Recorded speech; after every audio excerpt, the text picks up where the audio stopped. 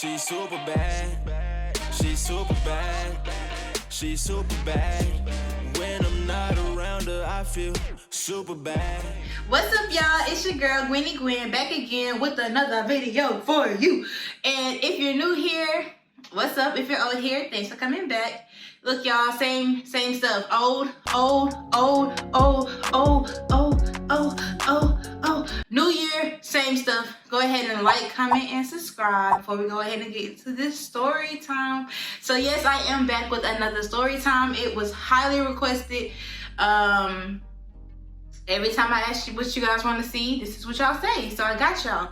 So today's story time will be the time I got beat up in front of my crush. Still to this day, one of the most embarrassing moments I've ever had to live through, because I just felt like I did not have to get done that way. And if I had to be done that way, I didn't have to be done that way in front of him. Y'all can't beat me up in public, like in private. That wasn't an option. I just had to learn my lesson in front of everybody. Like that just wasn't, that's not okay. But anyways, I mean, like, what are you talking about? I'm about to tell you. So growing up, I grew up in a neighborhood called Haynes Park. And if you're familiar with Nashville, that's in North Nashville. So all the Whites Creek kids lived in Haynes Park at the time. Whites Creek is a high school. So Whites Creek, my brother went to Whites Creek. He's 5 years older than me. And my house was a house where everybody came to my house. Like, you would go to the candy lady house first to get your snacks after school, and then you would go straight to my house. So my house was always full of boys. Like, it was always full with all his friends from school, and then their little girlfriends, and then people who liked them. And my house was just always the spot to be. Okay. And in the neighborhood, there were a lot of kids, and there was this guy named Ty. And I liked Ty. Everybody knew that I liked Ty. My mom knew it, my brother knew it, my sister knew it. Everybody knew that Gwenny liked Ty. And he knew it too, you know. So every time Ty came around, everyone knew Gwenny was gonna go into my crazy boy phase. Like, I was just boy crazy when it came to him. So one day in particular, everyone came over my house like a regular day that you would come over. And so you guys know the ancient rule: if you if you move your feet, you lose your seat. Which means if you get out your seat, it's gone. Like, you can't expect you to have that seat back when you come back.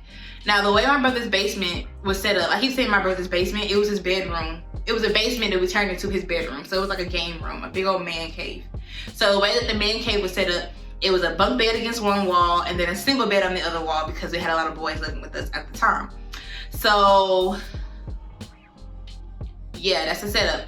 There was no bathroom downstairs. You had to go upstairs to go to the restroom. So it's a house full of people. We all packed like sardines. I knew there was a chance of me not having my seat back, but I took that chance anyway. I always thought that I could bully my way in and out of stuff. So I was like, you know what? I'm gonna just leave and I'm gonna come back, and whoever got my seat, I'm gonna put on the whole little sister charm. The little, can I have my seat back? You know, and I'm gonna be cool. That's what I'm thinking. I'm gonna be cool. I'm cute. I'm 10 years old. I can do this. So I went to the bathroom and I came back downstairs. And to my surprise, I wasn't really surprised, my seat was gone. But it was gone by my cousin. You know, somebody who you should be able to get a seat back from. It's not a stranger, he's not a friend, he's my cousin. A cousin that was 4 months older, well, is 4 months older than me, and was like my best friend at the time. So, I mean, give me my seat back. Well, I feel like we all had points to prove this day, because he wanted to prove to everybody that he was old enough and cool enough to hang out with the big kids, and so he didn't move out of my seat. Get up. Like, what are you still, you see me, all right? And this is what days go left, okay? All right, one thing about me, sometimes I can be very my way or highway, and this time I wanted it to be my way. Like, there was no other way, there was no other right way to go about this. My way, giving my seat back, right? All right, so I came back downstairs and my cousin was sitting in my seat. So I stand in front of him. I'm like, hey, give my seat back. Punch. Now, another thing that you need to know about me, I used to speak with my hands. I always been the type of person that, like, I was never really able to just, I don't know, talk to you without touching you. So, like, even though it was a playful way, I hit every time that I would speak. So, hey, give my seat, give my seat, give my seat, give my seat. Thinking my hits don't hurt, I'm a girl. Like, my hits should not hurt you. I guess over time they became painful because he didn't like that. So, as I'm standing here in front of him in a room full of boys, one of the boys is my crush. All eyes are on us. We're making a scene. My brother, he's embarrassed because his little sister and his little cousin are arguing in front of everybody, and everything is just going wrong. You know, when you realize that you went too far, but you can't come back now, that's where I was at. I couldn't come back from me having that attitude. I couldn't come back from me standing there. All eyes were on me at this point. So instead of, you know, thinking that he was gonna rise from his seat and I was gonna sit down and be cool, instead of him rising from his seat, I found myself getting pulled into the bed. So what he was doing was, after the third hit, because I asked him 3 times to get out of my seat and he never got up, he just pulled me into the bed and slammed me. And it was so embarrassing, y'all. For like, just imagine you standing up, you think you big dog, you think you making a scene, yeah, get out my seat, get out my seat. And next thing you know, he take you and just drag you in bed. Like, I just, what do you do? Like, what do you do but take that L?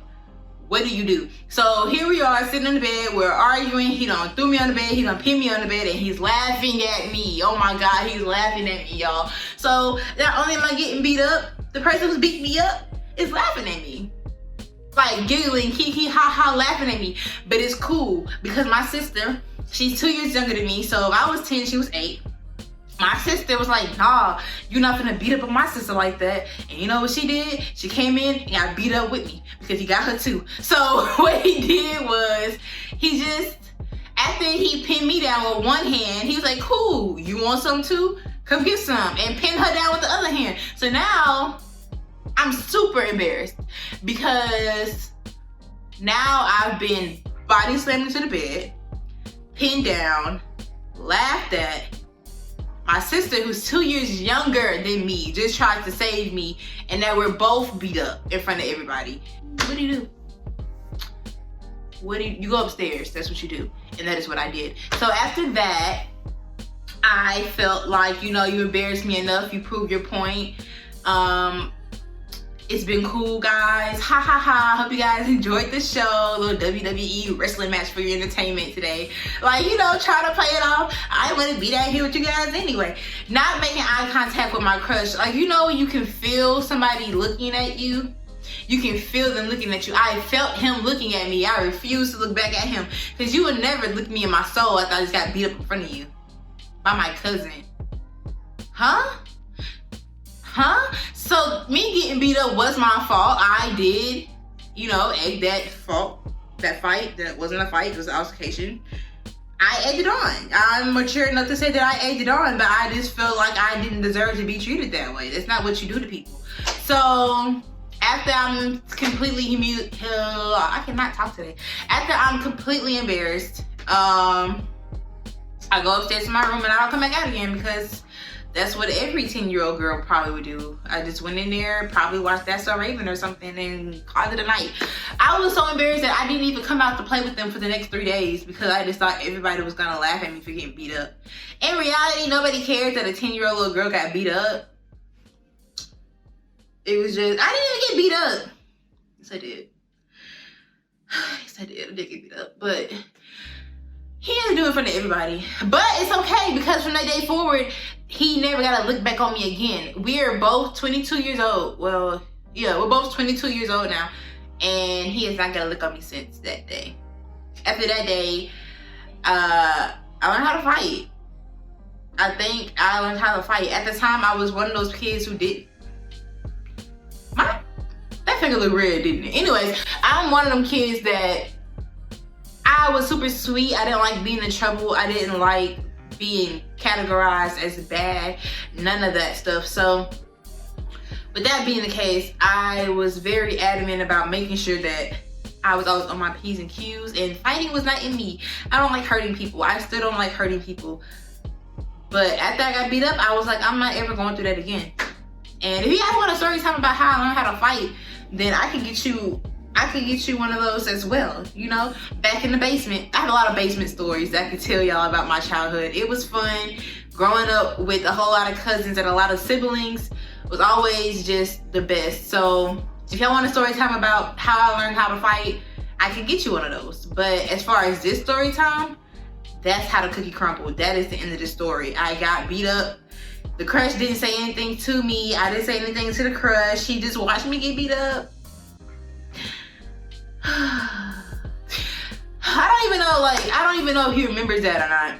I have not talked to that boy since around that time of my life. And there's a lot of embarrassing things that happened in front of him that probably is the reason why we never dated. That and a lot of other reasons. But I'm rambling, so I'm going to go ahead and end this video now. So yeah, that was a story time about the time that I got beat up in front of my crush. I hope you guys enjoyed this story time. I hope you guys come back for the next story time because your girl has some plenty more things to tell you, okay?